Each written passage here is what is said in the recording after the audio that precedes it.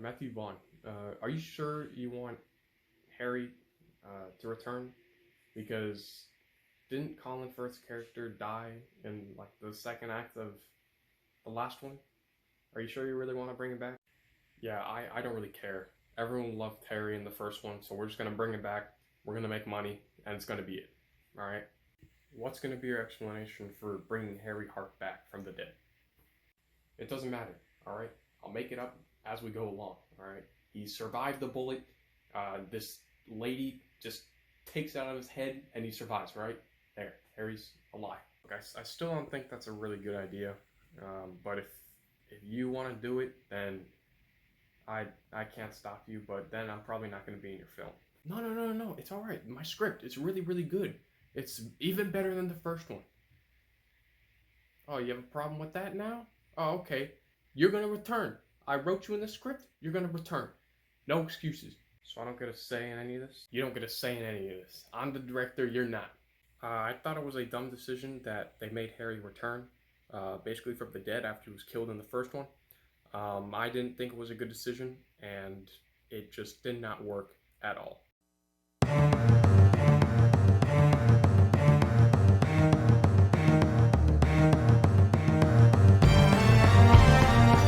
What's up guys, welcome to another video. Today we'll be reviewing Kingsman: The Golden Circle. This one came out in 2017 and was once again directed by Matthew Vaughn, as stars Taron Egerton and Mark Strong. Now before we get started, with that like button, subscribe with the post notification bell so you can notify for every video, and let's just start. Let's start talking about the good. So all the actors and actors in this film are all fantastic. Taron Egerton, Mark Strong, Colin Firth, and Julianne Moore are very good in this film. The opening sequence is awesome and it's intense. It's very unique. Obviously, Matthew Vaughn does have a unique style of filming his action sequences, and the opening sequence is fantastic. There's an underwater sequence in the first act of the film, and I love underwater sequences, especially when they're filmed properly. And this film, Matthew Vaughn does a great job with the spy elements underwater, because the car, Eggsy's car, turns into this sort of submarine, well, sort of ship, and it goes underwater and all that stuff. Pretty cool. So that underwater sequence is very well done. Poppy, who is played by Julianne Moore, she is the villain in this film. She's horrifying. She is a terrifying villain.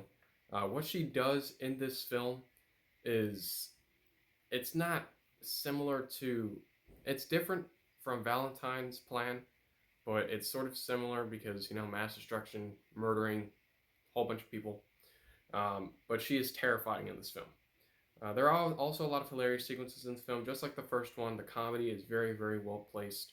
I found myself laughing at a bunch of sequences in this film, so the hilarious sequences were placed perfectly in this film. The action sequences. Now there are some awesome action sequences in this film, especially when you get into that third act, which I'll get to later, but the entire film is packed with action sequences, just like the previous film. I think the previous film was better on an action standpoint, but this one definitely delivers on the action. There's a good relationship between Eggsy and Merlin, who is obviously played by Mark Strong and Taron Egerton.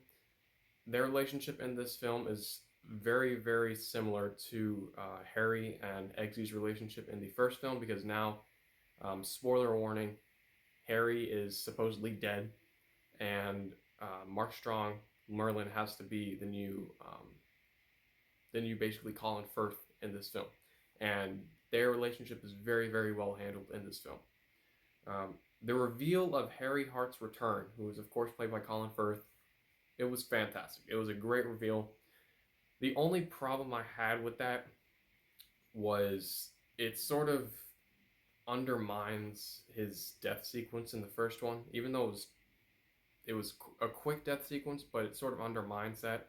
But I was fine with it because I did want to see Harry return. There are great cameos in this film. Elton John has a cameo. A lot of other people have cameos. I think they do the cameos very well. Spoiler warning, Merlin's death in this film Country Roads is playing during his death sequence, it is easily the most emotional sequence in the entire Kingsman franchise. Merlin is one of the best characters in the Kingsman films, and his death sequence was very, very emotional, and it was placed perfectly in the film.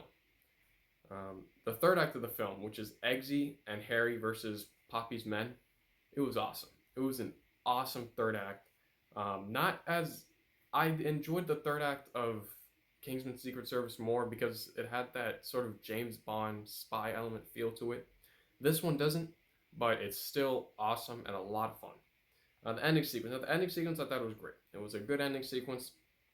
It ties up everything in the film perfectly, and I think it works for the film.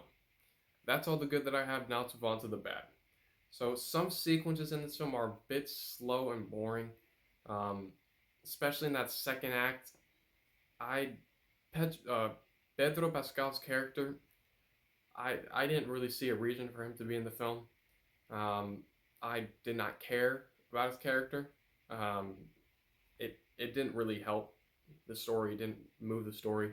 So I just thought that there were some sequences that were a bit slow, boring, and unnecessary. And moving to the unnecessary sequences, Pedro Pascal's character and all the sequences are sort of unnecessary to the story. They don't really drive the plot, so there was no reason for this to be included. That's about it. Kingsman the Golden Circle is a good enough sequel to its predecessor. It doesn't reach the heights of Kingsman the Secret Service, but it is still very, very entertaining. So I'm going to give Kingsman the Golden Circle a B minus. Thank you for watching. Don't forget to hit that like button, subscribe to the post notification bell so you can know if I have a video. I'm Peter. Thank you for watching.